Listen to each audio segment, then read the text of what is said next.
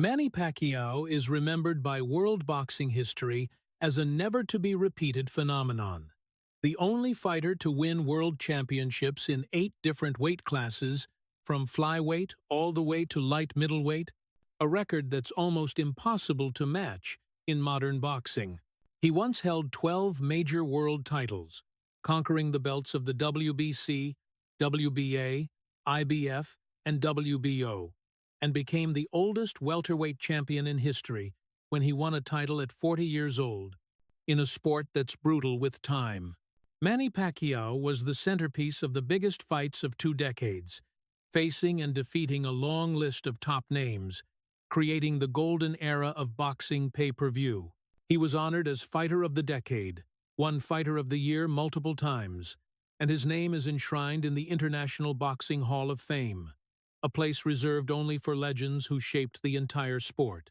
With decades at the top, Pacquiao wasn't just a champion, he was a global icon, one of the most influential fighters in boxing history, seen by American audiences as the embodiment of willpower, speed, and unrelenting ferocity in the ring.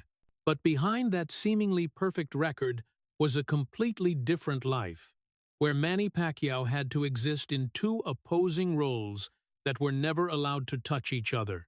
On one side was the indomitable warrior, always strong in public, always carrying the expectations of millions of poor people who saw him as proof that fate could be beaten. On the other was a man carrying endless physical pain, piled-up injuries, sleepless nights, when his body no longer obeyed his will. He lived in fear of returning to poverty, under pressure to never fall, because if he weakened, the faith of an entire nation would waver too. Manny learned to endure in silence, learned to smile when his body screamed for help, learned to keep moving even when his mind was exhausted, because he understood that his life no longer belonged to him alone. For 30 years, he fought not just the opponents in front of him, but himself, his human limits, the truth that to become a symbol of strength, he had to trade away the right to live like an ordinary person. And that very unyielding will, though full of pain, kept him standing between 2 parallel lives that very few ever saw. If you want to keep following the journey behind Manny Pacquiao's spotlight, where strength and pain walked side by side for 3 decades, please subscribe to the channel so you don't miss the next part of this story. Thank you for listening, and we'll see you in the next part, where the truth behind the 2 lives of a legend gradually comes to light. Manny Pacquiao wasn't born to dream, because where he grew up, dreaming was a luxury more dangerous than hunger itself. Mindanao, in the years when Manny was a child, wasn't a land of childhood, but a land of survival, where poverty was present in every alley, every makeshift house, every not-enough-to-eat meal, and even in the resigned eyes of adults who had grown used to losing to life. There, children weren't taught to dream about the future. They were taught to endure the present. Manny grew up amid arguments over money, amid days when his parents were powerless against poverty, amid an environment where violence wasn't abnormal, but a natural consequence of despair. When a stomach stays empty too long, people lose the patience to be gentle, and a child like Manny learned very early that this world doesn't wait for anyone weak. He dropped out of school when he was very young, not because of laziness or lack of will, but because books couldn't fill hunger. School was a luxury for Manny, a place where other kids could sit still and listen. But he couldn't focus when his mind had only one question: what will we eat today?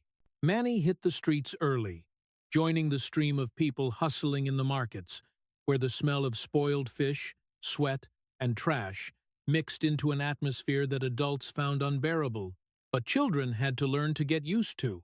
There were nights he slept right on the cold ground, curled up amid the noise of streets that never really quieted, using cardboard boxes or old sacks as blankets, learning to close his eyes fast so he wouldn't feel the shame of being looked at like a homeless kid by passers-by. Eating wasn't a normal activity. It was a hunt. Manny once picked up leftover food, waited until the end of the market day, hoping someone would throw away something still swallowable. Once felt clearly how hunger could make human dignity so fragile. In that world, Manny didn't just witness poverty. He witnessed how it breaks people. He saw men who once had self-respect, who once wanted to care for their families, but gradually collapsed because they couldn't earn enough. He saw them drink to forget, fight to vent frustration, or simply sit motionless with empty eyes, as if accepting that their lives had no way out. Those images sank deep into Manny's mind, not as vague childhood memories, but as cruel lessons about the future if he didn't find another path. For Manny, poverty wasn't just not having money. It was being stripped of the right to respect, the right to choose, the right to say no to a small life. It was in that situation that Manny's greatest fear took shape. Not fear of pain, not fear of fighting, but fear of becoming invisible. Fear of being sucked into the cycle of the adults he saw every day.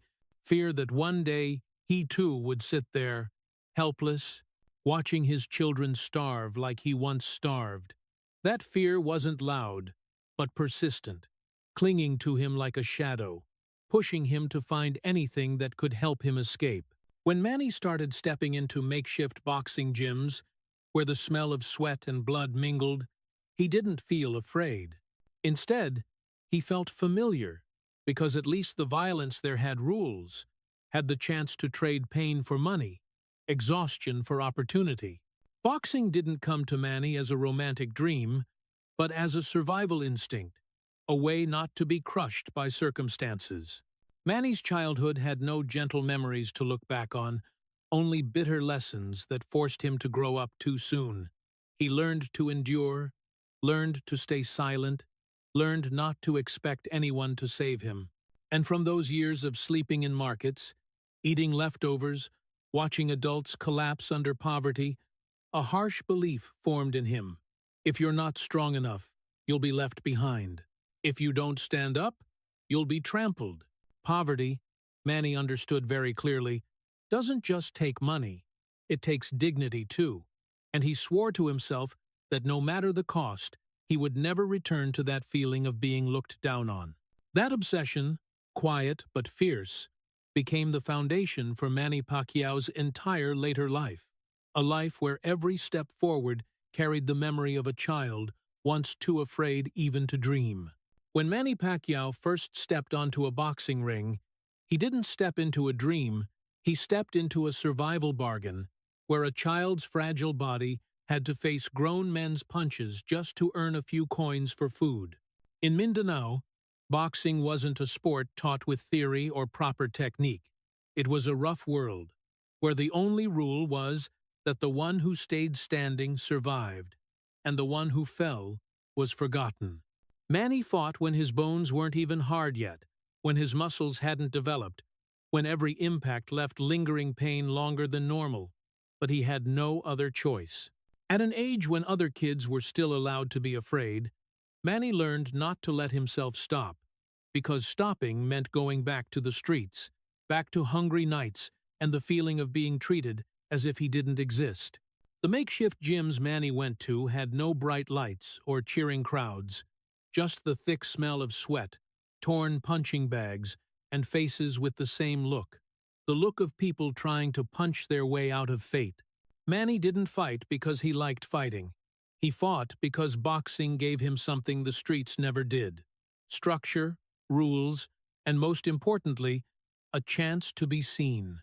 Every fight, no matter how small or unknown, was an opportunity to prove he hadn't been erased from the world. In those moments standing in the ring, no matter how much it hurt, Manny clearly felt that at least there, his existence had value, measured by endurance and will, not by pity. Manny's body had to bear pressures it wasn't ready for. Punches heavier than his own weight, long training sessions that left his hands shaking and legs unsteady, all while he was still a growing child. But instead of destroying him right away, those injuries gradually built a shell, not numbness, but an ability to endure beyond normal limits. Manny learned to see pain as part of life, something to accept if he wanted to move forward. There, boxing was no longer a sport.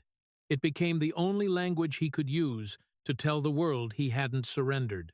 Manny's early fights rarely brought glory. They brought money to get through the day, another chance to keep fighting, and most importantly, the feeling that he was going somewhere, even if the path was full of blood and sweat.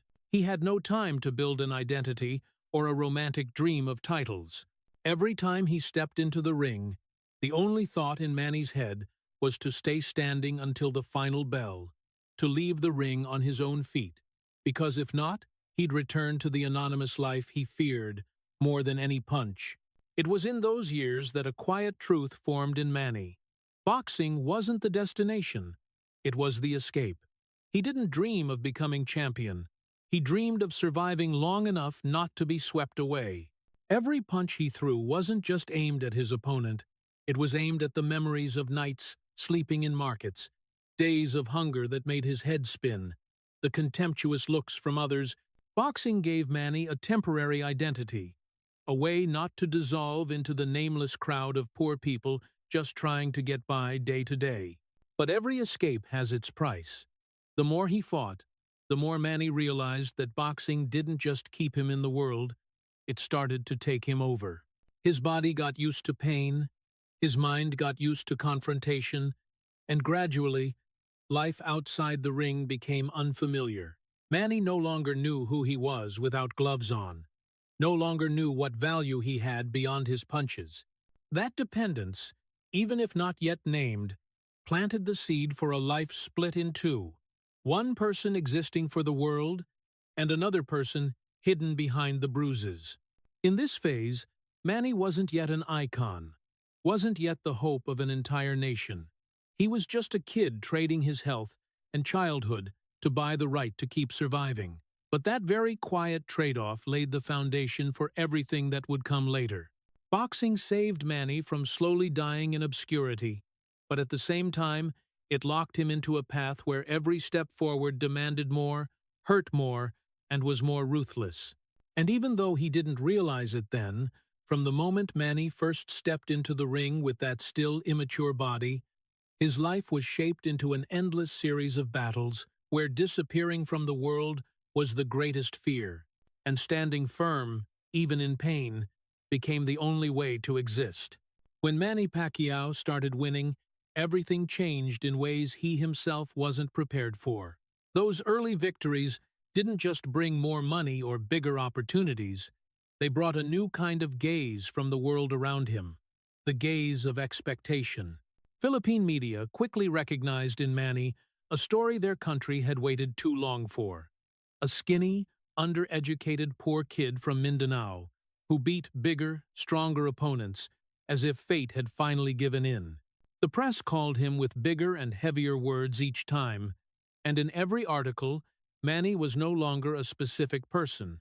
He became a symbol, living proof that the poor could still rise if they were tough enough and endured enough. Those wins spread faster than Manny himself. In the slums, in poor villages, in families scraping by day to day, the name Pacquiao started being mentioned like a comfort. People hung his picture in their homes, turned on the radio to hear news of his fights, as if it were part of daily life. To many, Manny wasn't just a fighter, he was the only escape they could see, a narrow door opening through the wall of despair. And right there, the real burden began to take shape, because Manny understood that from this moment on, every one of his fights was no longer personal. It was the faith of millions of people clinging to him to keep going. At first, that feeling came with pride. Manny believed he was doing the right thing, that if he won, it wouldn't just save him, it would give hope to others just like him. But very quickly, that pride turned into pressure. Every time he stepped into the ring, Manny wasn't just facing the opponent in front of him, he was facing the eyes of an entire nation, waiting. He knew a loss wouldn't just be a career slip. It would be a blow to the fragile faith of poor people already used to losing. That thought crept into his mind, turning every victory into an obligation rather than a choice. The media kept building Manny's image as a tireless hero, Stories of his impoverished childhood were retold, not out of pity, but to construct a tough symbol, an image that wasn't allowed to show weakness. Manny gradually realized his story no longer belonged to him. It was edited, streamlined, turned into an easy message. Look at Pacquiao. He was poorer than you, had it harder than you, and still won. In that message, there was no room for exhaustion, no room for fear, and certainly no room for failure. The poor looked at Manny like a mirror they both hoped for and feared. They hoped that if Manny could do it, so could they, and feared that if Manny lost, there'd be no one left to believe in. Manny felt it in the trips back home, in the handshakes, in the eyes of people telling him they'd placed their faith in him. No one said it out loud, but Manny understood clearly. He wasn't allowed to lose, not for himself, but for those who'd given him their last bit of hope. From that moment, winning stopped being something he wanted. It became something he had to deliver. Manny stepped into the ring with a new pressure, heavier than any punch, the pressure of representing the voiceless. He started fighting not just with his body, but with the fear that if he fell, millions would have to face the harsh truth again that the world isn't fair. That fear pushed Manny to drive his body beyond safe limits, to accept tougher fights, more dangerous opponents, because he believed he had no right to refuse. Gradually, Manny realized something painful. Winning didn't free him. It bound him tighter. Each new victory raised expectations higher, and each new expectation narrowed the space for him to be himself. He was no longer allowed to be a young fighter, still learning he had to be the hero who always stood firm. In silence, Manny began living with two parallel selves. One, Manny Pacquiao, for the public, strong, indomitable, always ready to win, and one Manny Pacquiao in private, exhausted, afraid, and increasingly aware that he was carrying a burden no one could share. From here, every time he stepped onto the ring, Manny wasn't just fighting to survive, he was fighting to keep a story from collapsing. He no longer had the right to lose, no longer had the right to stop, because once he'd become the symbol of hope, he was forced to live according to the image the world had drawn for him. And in that very moment, when victory became duty, Manny Pacquiao's life entered a new chapter, where sacrifice was no longer a choice, it was the required condition to keep existing in the eyes of an entire nation. When Manny Pacquiao began conquering higher weight classes, the world called it greatness, something unprecedented in boxing history.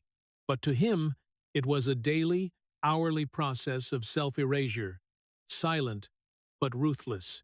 8 weight classes weren't just 8 milestones of glory, they were 8 times. His body was stretched to the point of near unbearable strain. 8 times, Manny forced himself beyond natural human biological limits. Each time he moved up, he had to gain weight quickly, eating and training like a machine, forcing muscles to swell faster than tendons, bones, and joints could adapt.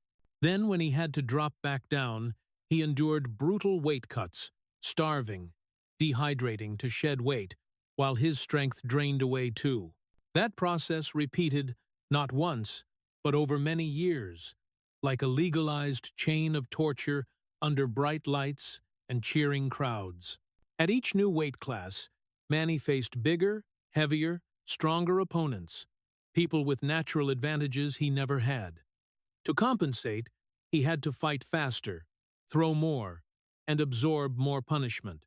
His body began accumulating injuries in ways outsiders couldn't see. Shoulders aching every time he raised his arms, wrists swollen after heavy sessions, knees throbbing every time he walked downstairs. The pains didn't come all at once.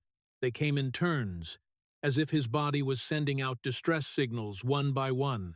But Manny had grown used to ignoring those signals, because in the world he lived in, listening to his body meant accepting he had to stop, and stopping was never an option. Each victory brought a new title, but it also took away a piece of health Manny would never get back. He fought when his shoulder hadn't healed, when his wrist still hurt, when his knee was still swollen. There were mornings he woke up feeling stiff, as if his body had aged years overnight. But then he'd still head to the gym, still put on the gloves, still push himself through brutal workouts, because out there, the world was waiting for a Manny Pacquiao who never tired. To the public, his multi-division success was proof of invincibility. But in reality, it was the sign of a body being exploited to its absolute limit. Weight cutting wasn't just physical, it was a mental war. Manny had to live in controlled starvation, where every bite was calculated, every craving suppressed. His body responded with fatigue, dizziness, loss of focus, but he learned to treat it as normal. There were periods when Manny had to drop dozens of pounds in just weeks, losing not only fat, but strength too, then immediately bulking back up to face bigger opponents. That constant fluctuation meant his body never fully recovered, like a machine forced to run at high RPM without maintenance. Injuries began piling up like tiny cracks in a wall that seemed solid. Each individual crack wasn't enough to bring it down, but together they made the whole structure fragile.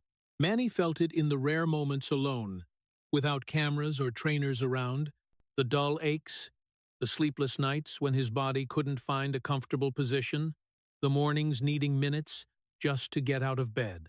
But the moment he stepped out, he'd put on the warrior image again, because that image wasn't just a brand, it was his duty.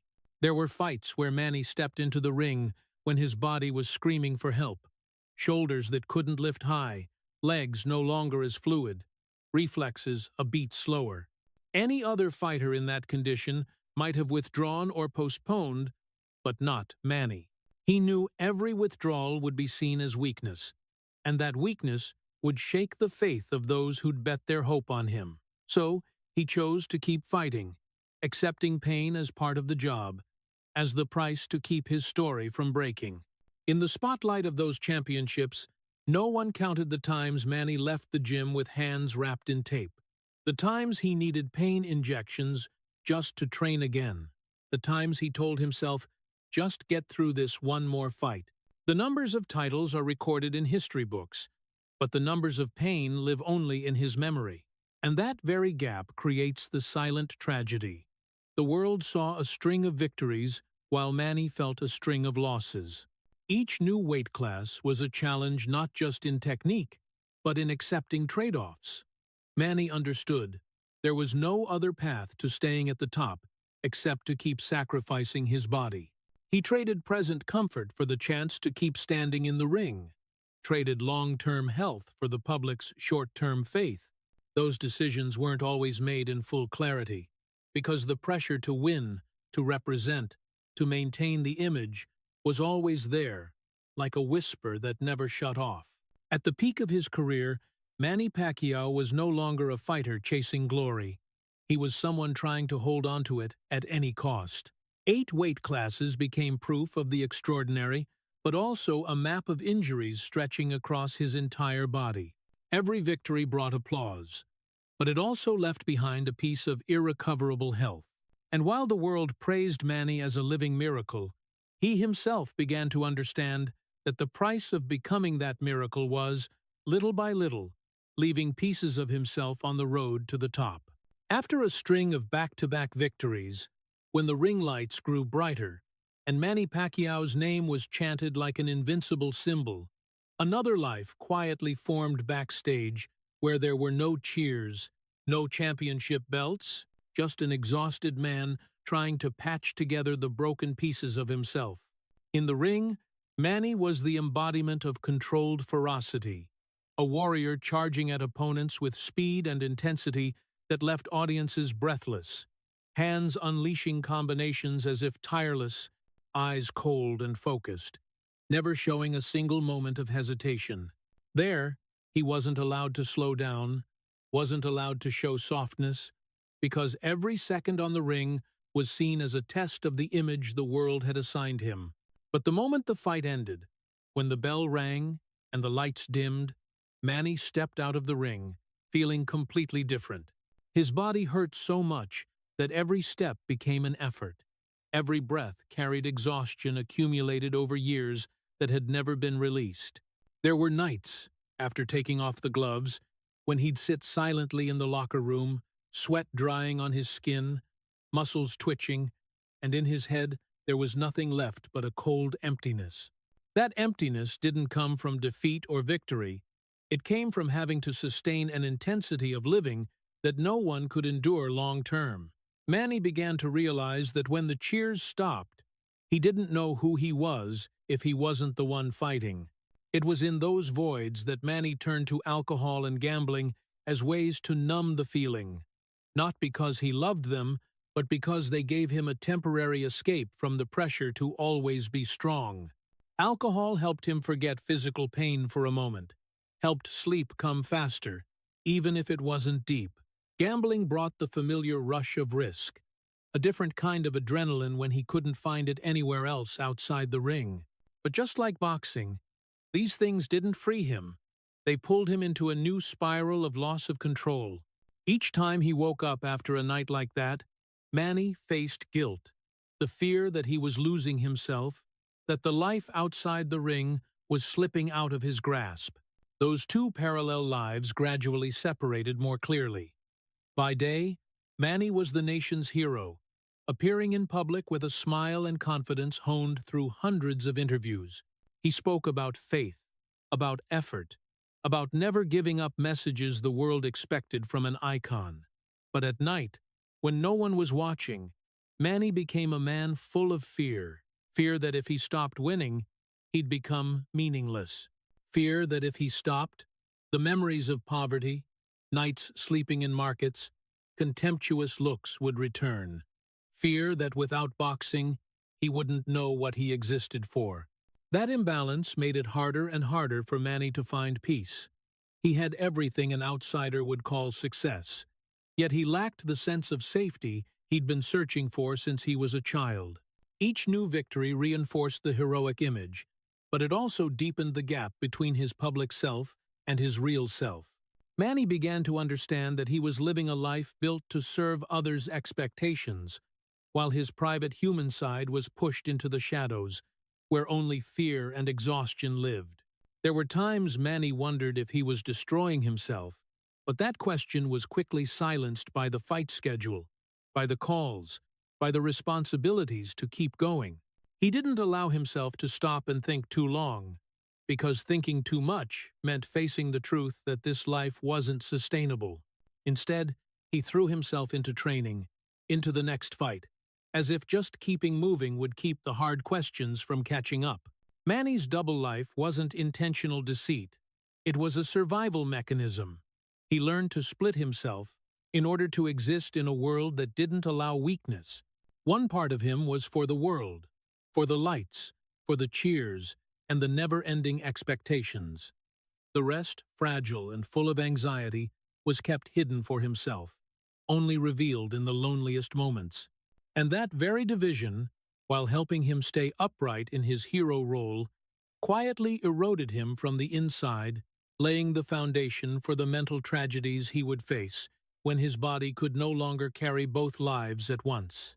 After years of living in two separate lives, where the ring lights and backstage shadows never touched, Manny Pacquiao carried that division into his marriage with Jinky Pacquiao, like a man desperate for a place to return to, but not knowing how to set down his baggage. Family, for Manny, was a fragile dream, formed from the early fear of loss. It was something he never fully had, as a child sleeping in markets, and it was also what he feared most as an adult fear, that if he didn't hold on tight, it would disappear. Jinky entered his life like a quiet anchor, a gentle presence amid the storm of fame. But from the start, that relationship carried an unfair weight. Manny wasn't just a husband. He was the symbol of an entire nation, and symbols rarely know how to live an ordinary life. The early years of the marriage passed in an unstable rhythm, where temporary separations became normal. Manny was constantly away because of training, fights, traveling between countries and time zones, leaving Jinky alone to face long stretches of emptiness. There were days Jinky woke up in a big but silent house, knowing her husband was somewhere in the world, preparing for a battle that both understood could bring glory or leave scars. Manny wanted to believe he was doing the best for his family, that every victory would secure a safer future. But he didn't realize that material security couldn't make up for emotional absence. The pressure of fame didn't just come from outside, it seeped into every private moment. Manny came home with an aching body, a tired mind, and a survival habit ingrained deep, avoiding emotions. He loved his family, but didn't know how to be fully present. When Jinky needed someone to listen, Manny often stayed silent. When she needed someone to stay, Manny thought of the next training schedule. That silence wasn't indifference. It was a defense mechanism. He feared that if he opened up, all the suppressed fears would pour out, shaking the strong image he'd spent a lifetime building. The cracks began to appear not through loud arguments, but through slow-growing distance. Manny, in his lost periods, turned to alcohol and gambling as escapes from pressure, and each time, the gap between him and Jinky widened a little more. He feared losing his family, but didn't know how to stay when things got hard. Each time he stood on the edge of breaking, Manny promised to change, promised more time, but those promises were swept away by the call of the ring, of expectations, of duties he believed he couldn't refuse. Family became the biggest paradox in Manny's life, the place he wanted to retreat to for peace, but also the place he kept hurting with his absence and exhaustion. Jinky was both life partner and witness to the changes the world didn't see. Nights Manny tossed because of pain. Moments he sat silently for hours, eyes empty after a fight. There were times Jinky understood that the man in front of her wasn't the hero on the posters, but a person running on empty. Yet that understanding came with the loneliness of carrying the family in silence. When the children came, the pressure piled even higher. Manny wanted to be a good father, wanted his kids to have a childhood unlike his, but the fight schedule and public responsibilities made it hard. He loved them by securing their future, by winning one more fight, but he missed the small, irreplaceable moments. Family dinners, bedtime stories, quiet, ordinary days. Each time he left home, Manny told himself he was sacrificing for the family, but deep down, he knew that sacrifice was also taking away irreplaceable parts. There were periods when Manny and Jinky's marriage stood on the brink of collapse, not because of a lack of love, but because love was eroded by a pace of life that allowed no rest. Manny felt that fragility and the fear of losing his family, the fear born in childhood, became sharper than ever. He wanted to hold on, but hands used to gloves fumbled when trying to grasp gentleness. Manny's transformation, when it came, didn't happen in a dramatic moment. It was a slow, wrenching process where he learned to admit he couldn't keep living two lives without hurting those closest to him. Family, in the end, wasn't where Manny found complete healing. It was where he was forced to confront his weakest parts. There, he couldn't hide behind titles or cheers. He had to learn to stay, not with grand promises, but with small presences, by accepting that love isn't measured by the number of wins, but by the ability to listen and be there. Marriage under the pressure of fame left scars that don't fade easily, but those very scars forced Manny to understand that if he didn't learn to live for his family, all the victories out there would become empty. And in that fragility, family remained the place he wanted to return to, not to escape the world, but to learn how not to hurt the people he loved anymore. After years of a turbulent marriage and a spiritual life that grew increasingly fractured, Manny Pacquiao finally reached a point he never thought he'd have to face. The bottom of emptiness. Not the bottom of his career. He was still winning, still had belts, still being celebrated, but the bottom of his soul, where everything he'd once relied on to keep moving forward, began to lose its power. Alcohol no longer helped him forget, gambling no longer brought escape, and even boxing, the thing that had once saved him from obscurity, no longer had the strength to fill the widening void. Manny began waking up with a heavy feeling, not because his body hurt, but because of a question that kept repeating in his head. If everything I'm doing still doesn't bring peace, then what am I living for? It was in that phase, when all his old defense mechanisms collapsed, that Manny turned to faith not as a lofty choice, but as a last lifeline.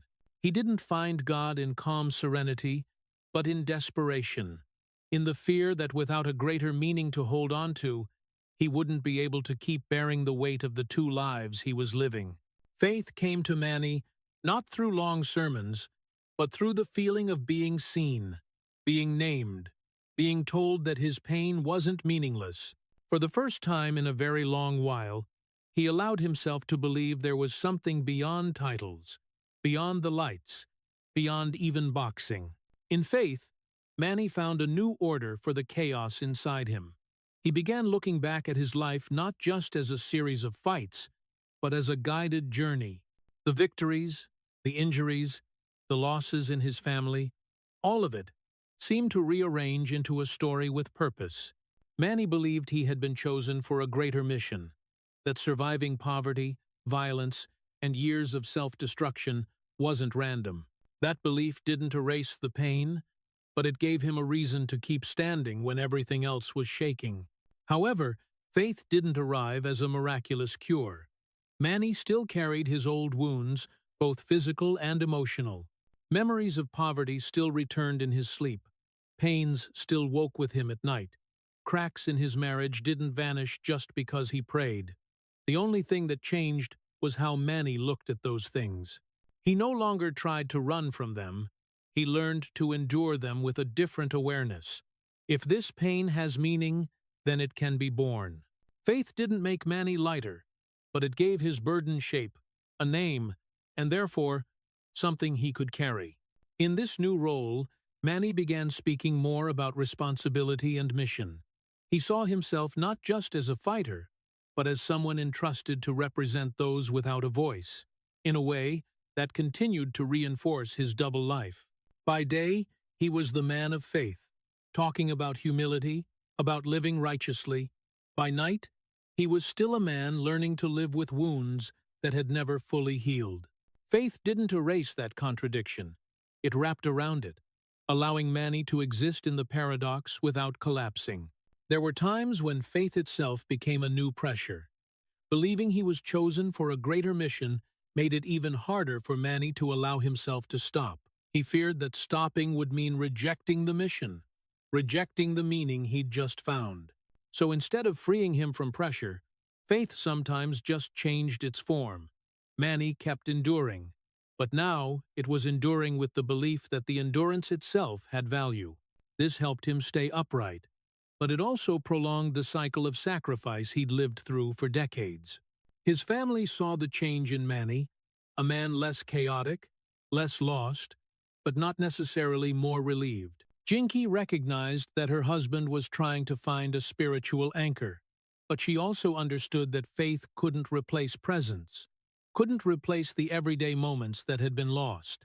Manny, in his effort to become a better man, sometimes forgot that goodness doesn't come only from grand statements, it comes from small, persistent actions. In the end, faith didn't save Manny Pacquiao from suffering. It didn't make him whole, didn't erase the years of living divided, but it gave him a different way to keep living, to keep carrying the load without falling. Manny learned to stand between despair and hope, between old pain and new belief, not to find complete healing, but to learn how to endure without destroying himself further. And it was in that conscious endurance that he stepped into a new phase of life, where each step forward was no longer driven only by the fear of disappearing, but by the belief that his existence, however scarred, still held some meaning worth continuing. After faith became the lifeline that helped him keep enduring, Manny Pacquiao stepped into the fateful moment the entire boxing world had waited for years. The fight called by a heavier name than any title, the fight of the century against Floyd Mayweather Jr. To the public, it was a clash of styles, legacies, and massive egos. But for Manny, It was a completely different confrontation, not just with the opponent in front of him, but with his own body and the image he'd carried for 3 decades. When the contract was signed, when the fight date was set, Manny knew very clearly that he was stepping into a battle where he was no longer as whole as before, but he also had no right to back out. Manny's body had already sent too many warning signals by then. Shoulders aching, movements restricted, lingering dull pains that turned every training session into a challenge. Any other fighter in that situation might have asked to postpone the fight or even refused, but not Manny. To him, this wasn't just a boxing match, it was a symbolic duty. An entire nation had placed its faith in this moment, had waited for him to step into the ring to prove their hero could still stand toe-to-toe with anyone. Manny accepted stepping into the fight with an unhealed body, not because he underestimated the risk, but because he'd grown used to sacrificing himself to keep his story from crumbling. In the ring, the difference showed not in knockouts, but in pace and distance.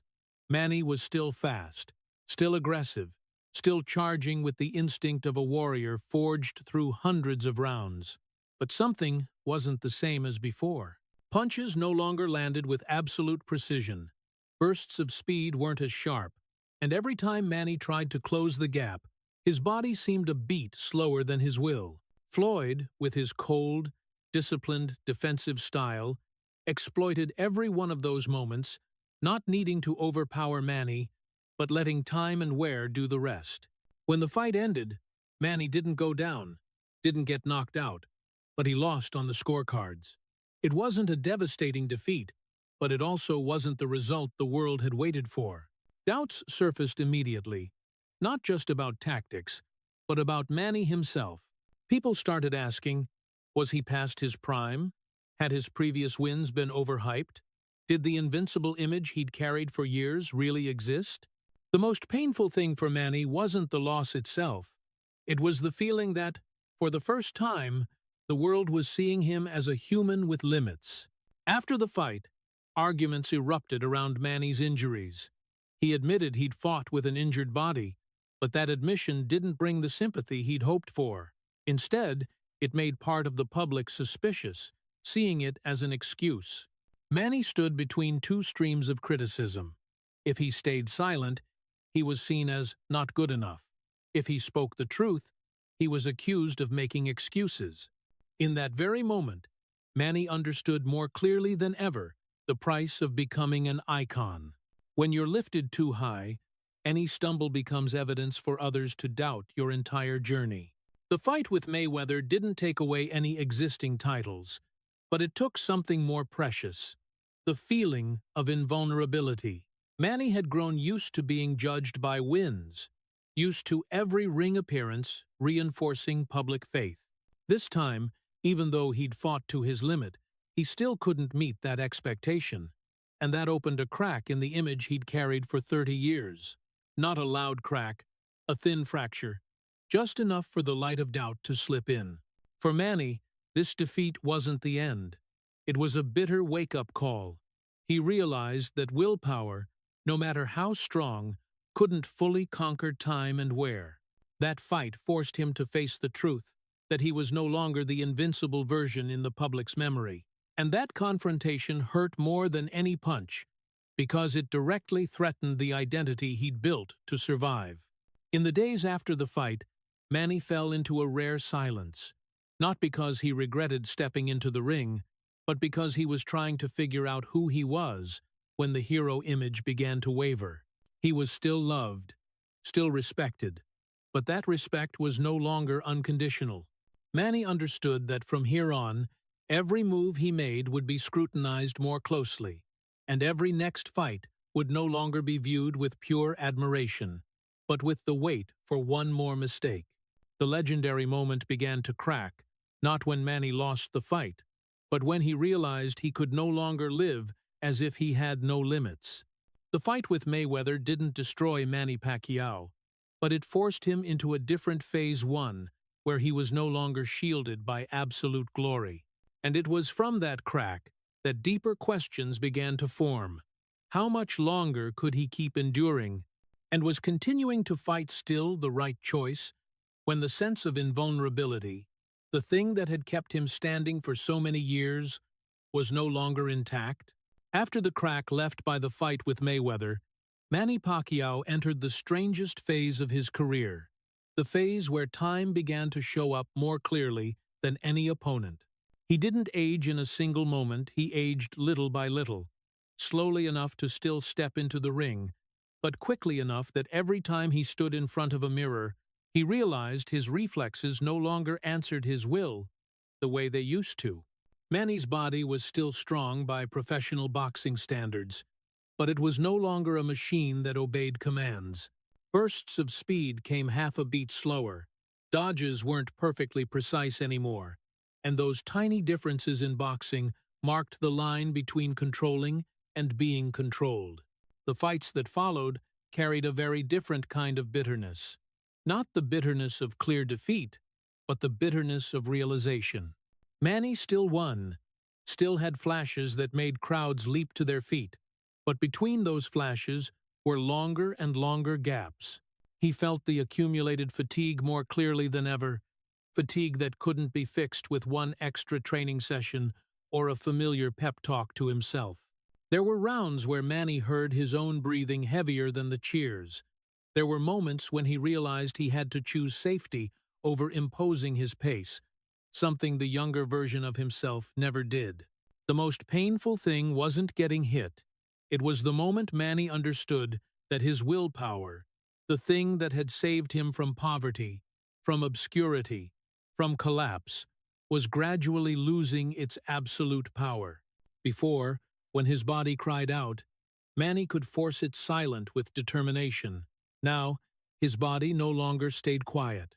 It responded with sluggishness, with lingering pains, with exhaustion arriving earlier. And each time, Manny had to face a new truth. Not every fight could be won with courage alone. Younger opponents stepped into the ring with the freshness Manny once had. They were faster, recovered quicker, and most importantly, they didn't carry the weight of 30 years of having to win. Manny saw his younger self in them, but he also saw what he no longer possessed: time. He wasn't jealous, he understood, but that understanding didn't make the sadness lighter. Each next fight became a test, not just of skill, but of acceptance. Could he accept that he was no longer the one dictating the rhythm of everything? In the locker room, after fights that dragged on longer than necessary, Manny sat quietly, with thoughts he'd never had before. He began calculating not just strategy, but recovery ability, not just opponents, but what his body could still endure. Decisions that used to come on instinct now had to pass through deliberation, and that very deliberation, necessary as it was also a sign that time had gained the advantage. The public still loved Manny, but that love began to change color, from absolute trust to concern. People started asking when he should stop, which fights he should take, which he should avoid.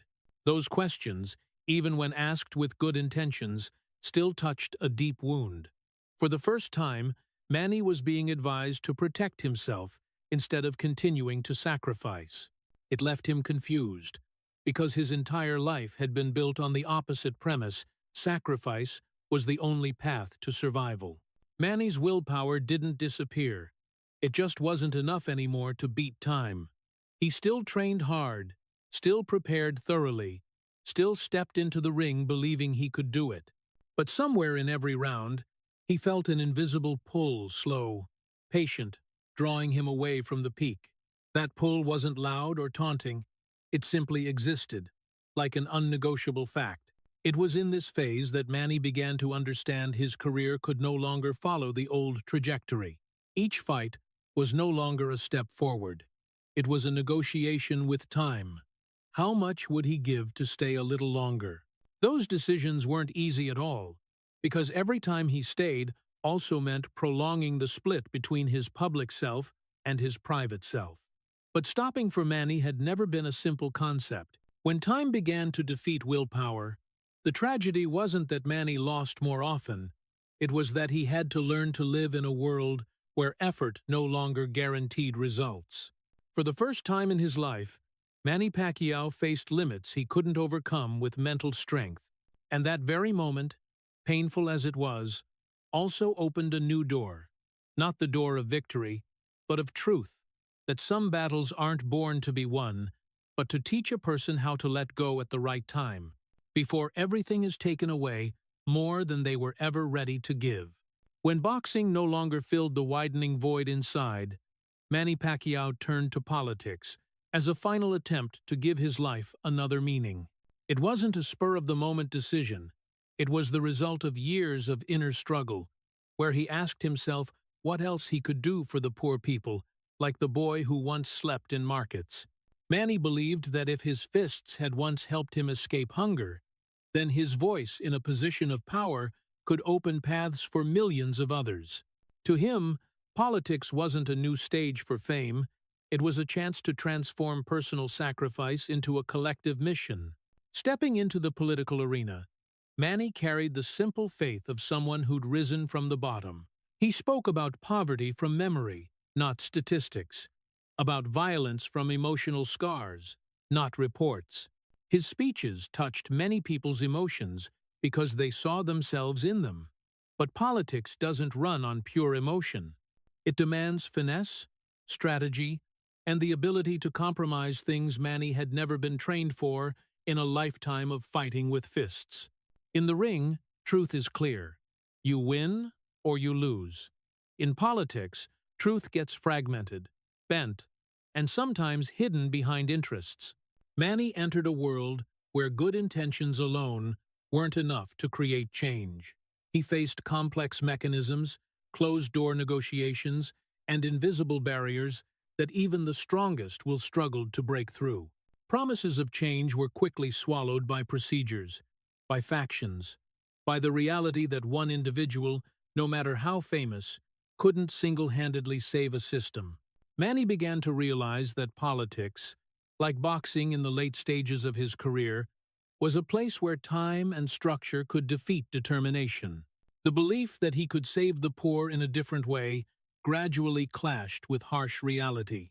Manny found himself judged not by his motives, but by his ability to govern, by policy knowledge, by standards he'd never been prepared for. He tried to learn reading documents, meeting advisors, but the gap between good intentions and actual execution remained.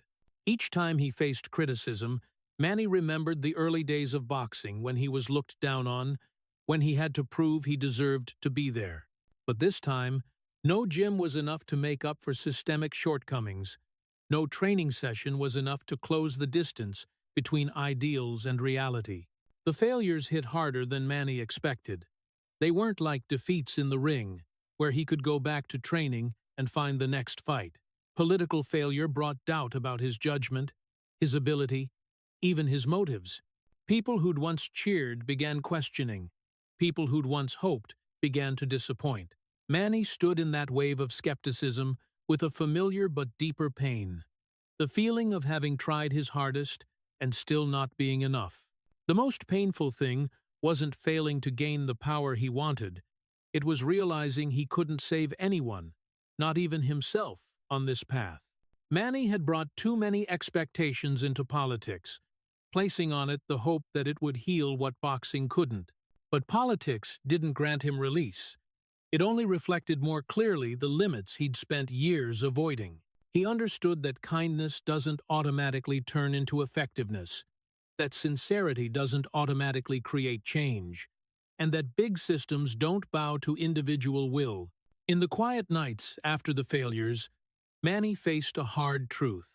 His whole life had been lived fighting for others, but he'd never learned how to fight for himself in the deepest sense. Boxing gave him identity. Politics gave him a lesson. That lesson wasn't gentle. It said that not every pain can be transformed into power, not every sacrifice finds its destination, and not every hero is born to save. His family watched Manny with worry mixed with understanding. Jinky saw in her husband a man tired from carrying too much responsibility on his shoulders. Conversations became quieter, less excited, but more real. Manny began to admit slowly that he'd been searching for meaning in places too big, too loud, when perhaps what he needed was in smaller spaces, places where he could simply be present without having to prove anything. Politics, as a final effort to find meaning, closed with disillusionment. But that disillusionment wasn't entirely useless.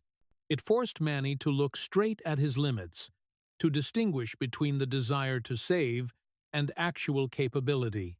For the first time, Manny Pacquiao had to accept that some battles can't be won with heart or reputation. And in that acceptance, painful as it was, he began moving closer to another truth: that a person's worth doesn't necessarily have to be measured by how many people they save, but by their honesty with themselves when all the big paths close.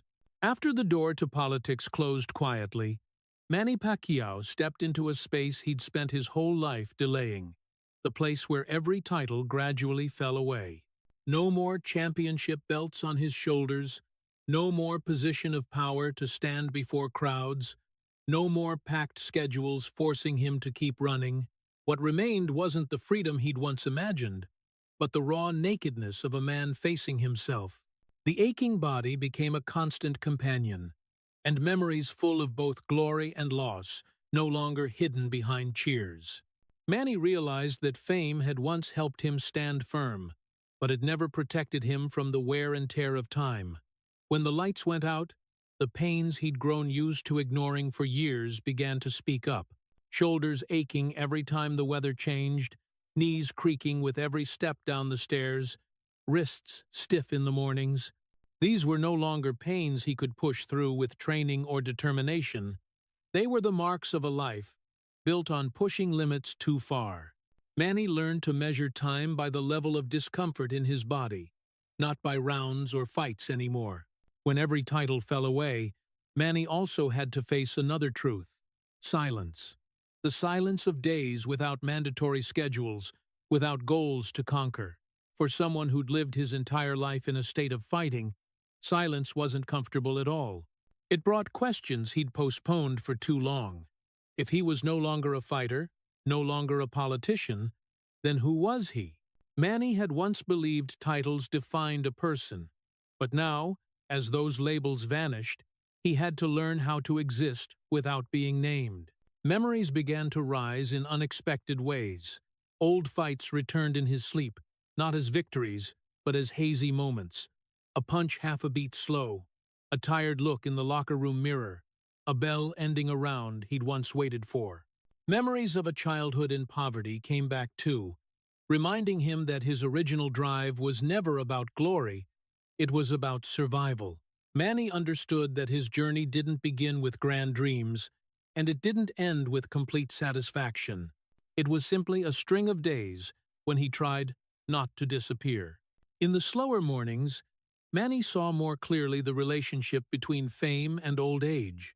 Fame can amplify everything while you're still strong, but it doesn't slow the decline. It doesn't ease pain, restore reflexes, or give back the years that were burned up. Manny had once believed he could negotiate with time through willpower and sacrifice. Now he understood that time doesn't negotiate. It only takes little by little until it forces a person to accept. Family became the only space that didn't demand Manny prove anything. There, he didn't need titles to be heard. But even in that warmth, he carried regret. Regret for missed dinners, for small moments once considered secondary to greater duties. When everything slowed down, Manny finally saw clearly the price of always putting goals above presence. Those memories weren't there to punish him. They were there to remind him that fame, no matter how brilliant, couldn't replace lost time. There were days Manny felt relieved because he no longer had to brace himself against expectations, but there were also days when the emptiness felt terrifying. Emptiness because there was no clear enemy to face, no scorecard to confirm his worth. He learned to live with a new rhythm, slower, less dramatic, and understood that slowness wasn't failure.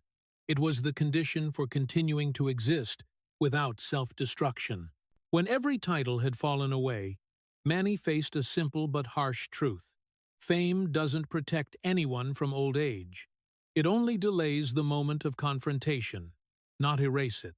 And in that moment of confrontation, a person's value doesn't lie in what they once possessed, but in their ability to accept what they no longer have. Manny Pacquiao, once called by countless titles, now learned to live as an ordinary man with a body marked by time, with memories that both lifted and hurt, and with a belated understanding that the greatest victory sometimes isn't beating others, it's not turning away from the truth when there's nothing left to hold on to. When every title had fallen away and silence could no longer be avoided, Manny Pacquiao gradually returned to what remained, not as a triumphant homecoming, but as a necessary return.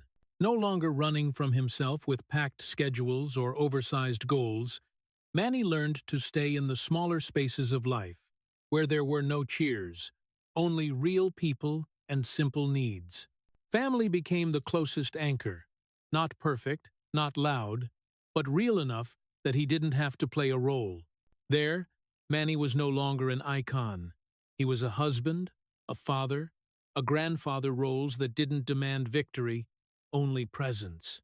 Mornings began more slowly. Manny spent time with his children and grandchildren, listening to stories that had nothing to do with boxing or politics. There were very small moments, a simple meal, a quiet afternoon, but those very moments forced him to realize how much he'd missed in the years of chasing duty. This return didn't erase regret, but it gave Manny the chance to face regret without covering it up.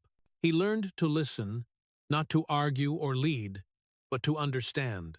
Charity became a natural part of his new life, no longer carrying the shape of grand missions or ambitions to save.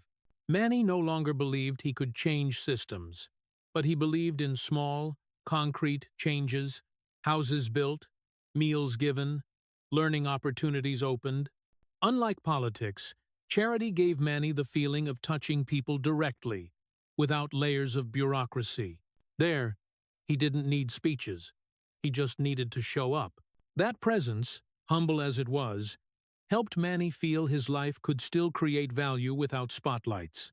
Silence, once an enemy, now became an uncomfortable but necessary friend. Manny no longer tried to fill silence with alcohol or impulsive decisions. He allowed silence to exist, allowed memories to pass without resistance. In that silence, old wounds didn't disappear. They just shouted less. Manny understood that complete healing was an unrealistic expectation for someone who'd lived too long in a fighting stance. What he could do was learn to live with the wounds without letting them control every choice. There were days Manny felt peace in a very fragile way. Peace because he didn't have to prove anything.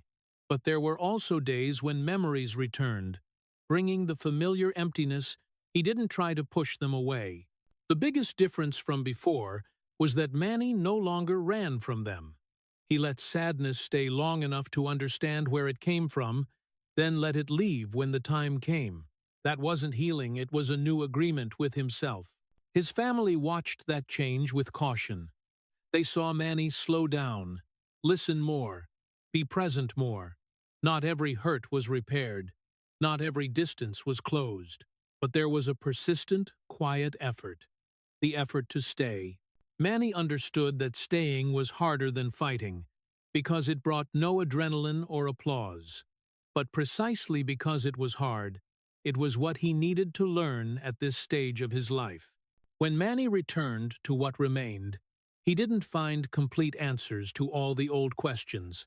He only found a different way to live, less noisy, less promising, but more honest, no longer running, but also not fully healed. And perhaps, for someone who'd lived 3 decades in division, that was the only kind of peace possible. Peace not because everything was okay, but because he'd stopped pretending he had to be okay to keep existing. Looking back over 30 years, Manny Pacquiao doesn't emerge as a linear victory story, but as a map dividing one person into 2 halves that never fully met. One half the world saw, the warrior charging into the ring with speed and ferocity that dissolved class lines, skin color, nationality, and the sound of the bell. The other half lived quietly behind, a man carrying the ancient fear of poverty, of disappearing, of returning empty-handed, like the boy who once slept in markets. Manny's double life didn't start from deceit. It started from survival. In the first half of his life, Manny was the warrior. There, everything was clear. Train, endure, step up, trade off. The body was used as a tool to open doors, the door out of poverty, the door to dignity, the door of hope for millions who saw him as an escape. The warrior wasn't allowed to hesitate. The warrior had to win, had to keep going, had to accept pain as operating cost. In this half, Manny learned to see pain as normal, sacrifice as morality, pushing limits as duty. The warrior was fed by cheers and expectations. The more people placed hope in him, the less right the warrior had to stop. In the second half of his life, Manny was the human.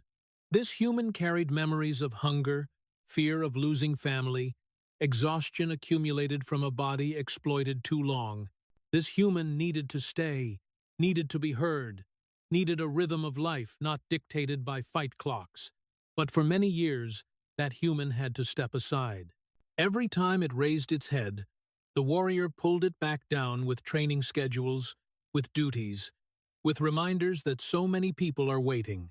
And so, the human was pushed into the night, where alcohol, gambling, silence once played the role of temporary anesthesia for the exhaustion. That split wasn't a moral choice, it was a survival choice. Manny didn't live two lives because he wanted to deceive the world. He lived that way because if he lived only one life, the fragile human one, he wouldn't have survived a system that demanded constant winning. Every time he stepped into the ring, the warrior won a little more time for the human behind. But the price was that every victory also cut away a piece of health, a piece of peace, a piece of the ability to be present. The more he won, the wider the gap between the two halves grew. Hero is what the world called Manny. A hero carries symbolic duty, to represent hope, escape, the story that anyone can. But fear is what Manny carried every day. Fear of poverty returning, fear that stopping meant meaninglessness, fear that without winning the public's love would change color. The hero stood under the lights. Fear stood in the locker room. Those two images coexisted, not canceling each other, but feeding each other in a tiring loop. Fear drove the hero forward. The hero moving forward made the fear deeper. The icon is the outer shell. It was built by championship belts, rankings, legendary nights. The icon allowed Manny to go far, open doors, create influence. But inside the icon was a body crippled in the most human sense. Aching shoulders, weary knees, slowed reflexes, shallow sleep.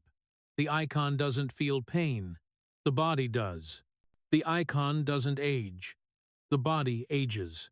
When time finally began to beat willpower, that contradiction became clearer than ever. Not because Manny got worse, but because biology finally demanded its share back. 30 years of splitting one person was also 30 years of negotiating with truth. Every decision to stay for one more fight, one more term, one more role, was an agreement. Trade the present for meaning. Manny believed in meaning sometimes to the point of believing that if the meaning was big enough, every wound would become acceptable. Faith helped him endure. It didn't heal. Politics gave him hope. It didn't save. Charity brought real contact. It didn't erase memories. Every effort was a way of saying, I'm still useful, and also a way of delaying the confrontation with the truth that not every value has to be proven through more sacrifice. What makes Manny's story tragic isn't that he failed, it's that he succeeded for too long in a structure that didn't allow rest. Prolonged success turned endurance into habit, turned warnings into background noise. When he finally slowed down, what remained wasn't absolute emptiness, but a belated lesson. Surviving doesn't equal being whole.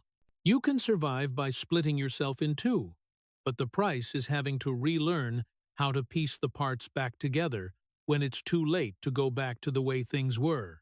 And so, when Manny looked back, he didn't deny the warrior, nor did he reject the human. He understood that without the warrior, the human wouldn't have survived. Without the human, the warrior would have self-destructed.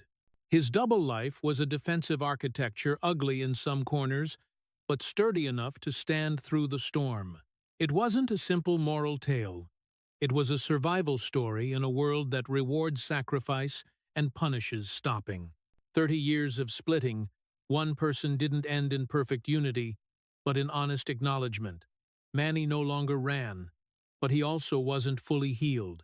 He lived with what remained family, silence, small actions, and accepted that sometimes survival is the only achievement possible. Not as dazzling as a championship belt, not as loud as a victory, but real enough to keep existing without having to split himself any further. At the end of the long road of 30 years splitting one person, Manny Pacquiao finally stepped into the rare moment his entire life had postponed. The moment he was allowed to stop. Not stopping in victory, not stopping amid cheers, but stopping in silence, where there were no more opponents to defeat, no more grand missions to chase, no more titles forcing him to stand tall one more time. This wasn't the ending of a legend in the traditional sense. This was the ending of a man who had lived too long in a fighting stance. Manny today no longer wins. No more scorecards raised high, no more historic nights that made the whole world hold its breath. But what's worth saying is that he also no longer loses. Because when there's no more need to step into the ring, no more need to prove anything, the concept of win-lose simply dissolves. What remains is a body that has paid in full for every past victory. Aching shoulders, weary knees, slowed reflexes, mornings that take time to get up from. That body is no longer a weapon, no longer an icon, just a human frame that worked too hard to keep one story from breaking. Manny today also no longer saves. He no longer believes he can save the poor with his fists, with power, or with grand speeches. And perhaps that abandonment of illusion is a form of belated maturity. For most of his life, Manny lived with the feeling that if he stopped, someone would fall. That if he didn't keep going, someone else's hope would die.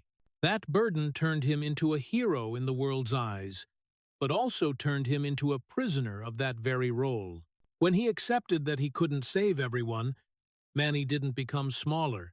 He just became more real. And Manny today is also not whole. The years lived in a double life can't be patched just by the quiet of the present. The gaps are still there. The regrets still return from time to time. There are moments he remembers fights he shouldn't have taken, times he was away from family when he should have stayed, decisions made out of duty rather than for himself.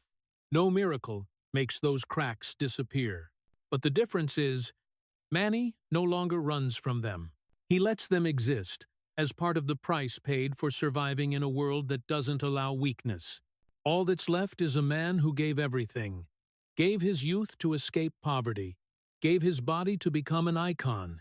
Gave his privacy to carry the hope of millions he'd never met. Manny didn't give because of fame alone. He gave because he feared disappearing. Because he feared returning to the shadow of hunger. Because he feared that if he stopped, his life would lose meaning. And that very fear drove him so far that there was no way back. But at this endpoint, for the first time, Manny was allowed to stop fighting. No more fighting opponents. No more fighting time. No more fighting the expectations of an entire nation. He was allowed to live without proving anything. Allowed to be tired. Allowed to be slow. Allowed to be present as an ordinary man, something he hadn't truly had in 3 decades. The honor given to Manny Pacquiao doesn't lie entirely in 8 weight classes, in championship belts, or in legendary nights. It lies in endurance. In carrying too much weight on his shoulders and still moving forward, in splitting himself in two to survive, and then, when there was nothing left to claim, daring to stop. Not everyone has the courage to stop, because stopping forces a person to face themselves without the shield of lights. Manny's story doesn't close with complete redemption, and perhaps it doesn't need to, because life doesn't always grant happy endings. Sometimes, the most human thing a person can achieve is being allowed to stop straining, to breathe, to keep living without sacrificing any more pieces of themselves. Some men are remembered for what they won. Others are remembered for what they endured. Manny Pacquiao will be remembered not only for the victories recorded in boxing history, but for the years he endured so those victories could exist. And in the silence of the present, when he no longer has to prove anything, perhaps this is the rarest victory of his life, the victory of finally being allowed to be a man without having to fight anymore. Looking back at the entire story of Manny Pacquiao, the feeling that lingers isn't the glory of 8 weight classes or historic ring nights, but compassion for a man who lived too long in a strained stance. From a childhood of hunger in Mindanao, sleeping in markets and watching adults collapse under poverty, Manny didn't enter boxing out of passion. He entered out of survival. That explains why, for 30 years, he accepted brutal weight cuts, fought when his body wasn't healed, traded pieces of health to keep the role of people's champion. The greatest tragedy isn't the loss to Mayweather or the decline when time beat willpower. It's that Manny was forced to live a double life. By day, the nation's hero. By night, an exhausted, empty man turning to alcohol, gambling, and silence to survive. This story resonates especially with American audiences because it mirrors a familiar reality. Society celebrates success, but rarely asks what the price was. Manny entered politics believing he could save the poor another way, then failed heavily, only to finally realize that fame, power, or faith doesn't protect anyone from old age and wear. When all titles fell away, all that remained was an aching man, living with memories and regrets about family, about missed moments. The lesson from Manny Pacquiao's story isn't be stronger, but know when to stop. For American society, where the pressure to succeed, contribute, and compete is always exalted, Manny's journey reminds us that human worth doesn't lie only in what we achieve, but also in the ability to protect ourselves and our closest relationships. Not everyone who endures the most is the greatest winner, but those who dare to admit limits and choose peace may be the ones who truly live fully. If Manny Pacquiao's story made you pause and reflect on the price of strength, please subscribe to the channel to continue joining these authentic and profound human journeys. Thank you for listening to the very end, and see you in the next video where we'll step together into more stories that are beautiful, painful, and deeply human.